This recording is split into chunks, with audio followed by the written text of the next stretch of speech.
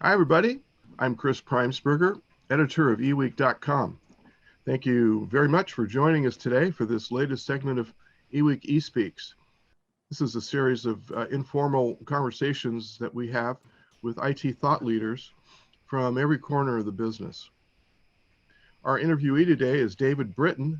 David is with Experian, the credit bureau company that touches probably most people on earth, I think. And David, you don't really work with the credit bureau, you work with another part of the business, don't you? Welcome to eSpeaks. Thanks, Chris. It's a pleasure to be with you here today. And looking forward to the conversation. Yeah, so tell us a little bit about what you do there at Experian. Yeah, so I work within Experian's global identity and fraud business, which is a slightly different group than the credit business, as you rightly mentioned.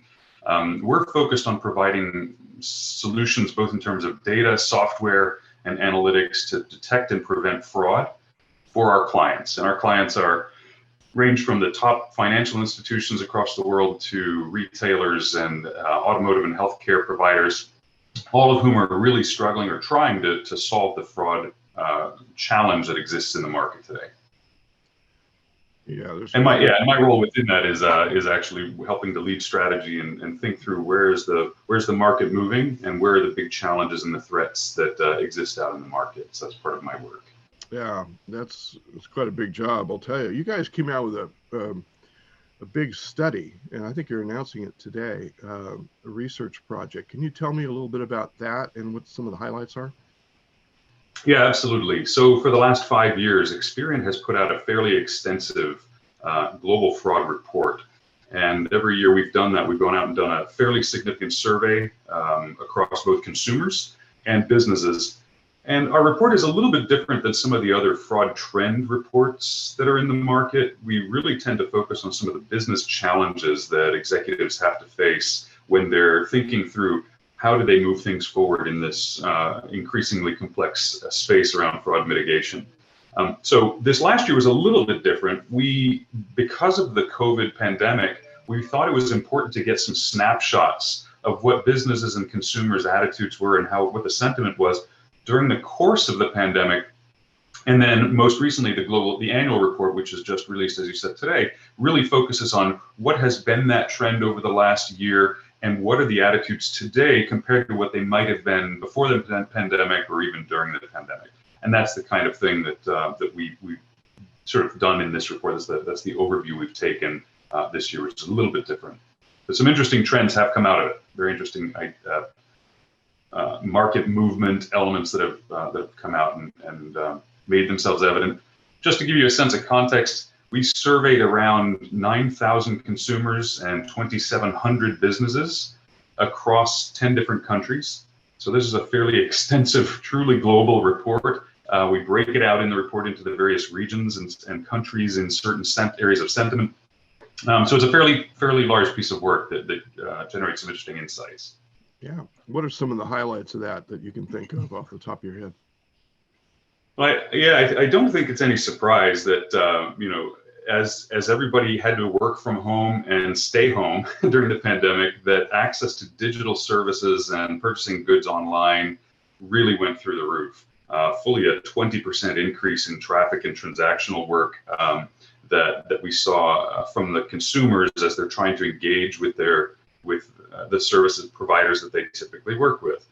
And as such, we saw that the businesses really did an admirable job of trying to double down and invest in the supporting services to be able to accommodate that incredible increase in traffic. So we saw a lot of infusion into how to improve the customer experience, how to try to get a better understanding of who the customers are in digital, and offer outlets for them in terms of how how a consumer can get resolution to their problems.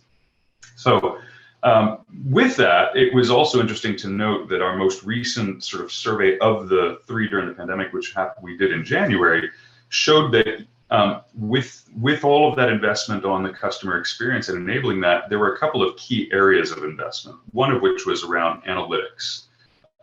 The use of automation, the use of AI to be able to help make smoother, better decisions for customers as they're coming in touch with the business. But they're not doing it in isolation. We found that businesses are also doubling down on the support staff to be able to make sure that as they're putting these digital solutions in place, that consumers have a way, if there's an anomaly in the process, to be able to respond, whether that's password resets or call center staffing. There's a desire and there's an intention by businesses to actually upstaff on digital support specifically. And in some cases, that means call centers. The other thing that was interesting too is coming out of the pandemic, we believe that fraudsters are actually going to increase their activity in the coming year.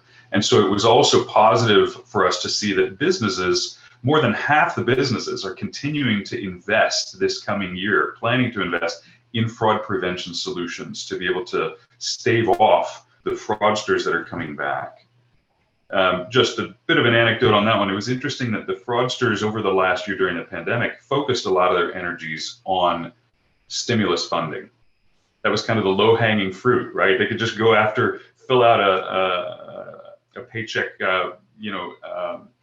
support application to be able to get funds from the government directly. And they sort of pulled back a little bit from their activities in the traditional financial services or e-commerce markets. We believe that's going to come back now this year in earnest as they shift their focus back to traditional fraud. So it's positive that the businesses are continuing their investment there. Yeah. And then, yeah, sorry, go ahead, Chris. Yeah. No, I was just going to say, you touched on the stimulus check thing and the fraud involved there, probably lots of money. Here in California, we've had some real issues with the EDD, which is the unemployment insurance department.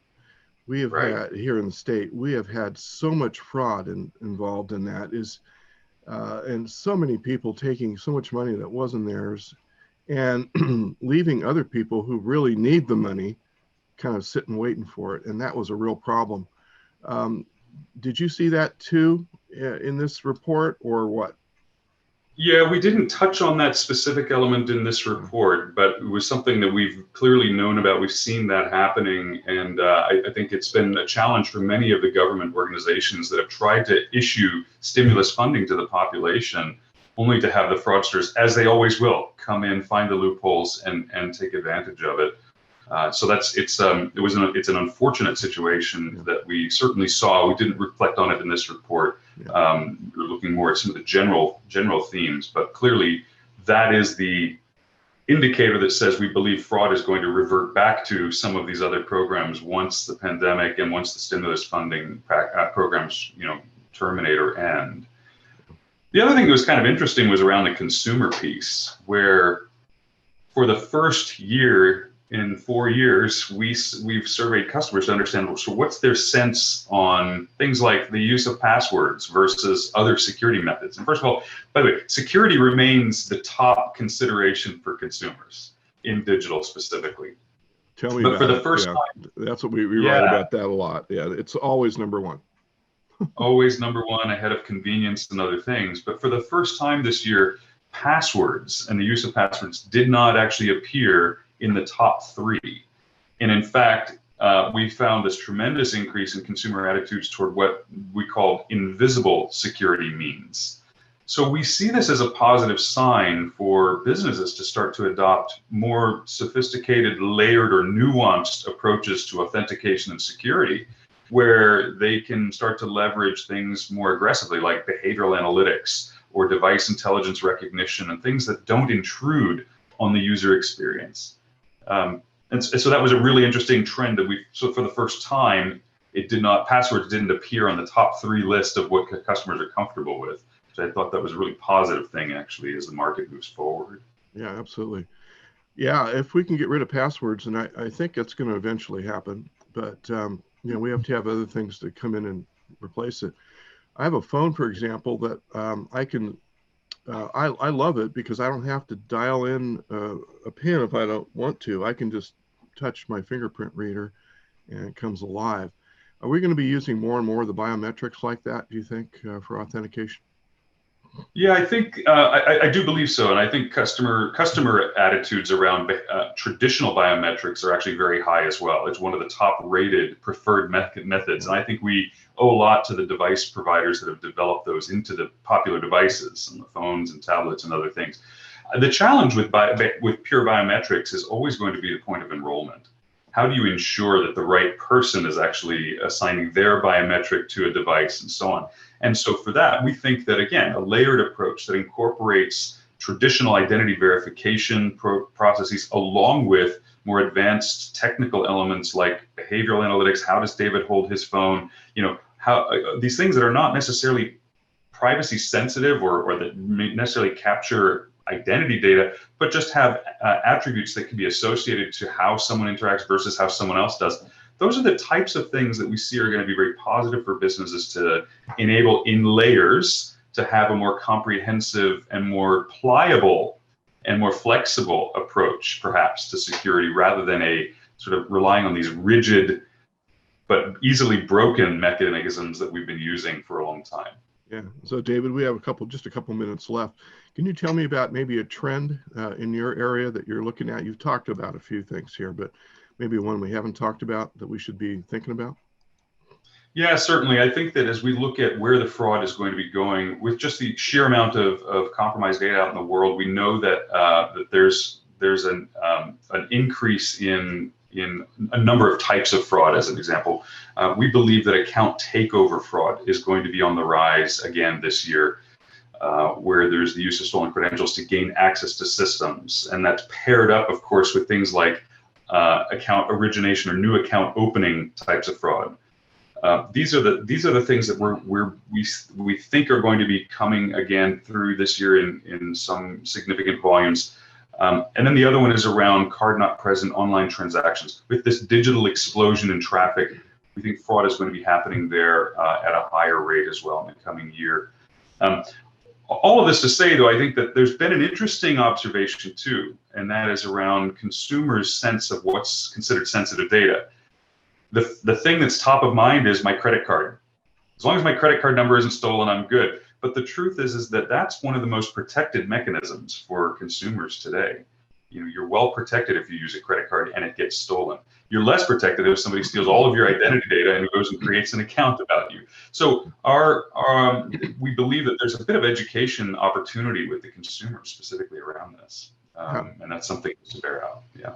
Yeah. And that's a lot of what you do through the media. So David, thank you very, very much for your time today on eWEEK eSpeaks. And I just hope that someday we'll get past all the bad guys and the bad actors, and our security will be more powerful than they are. They always seem to be ahead of us, don't they?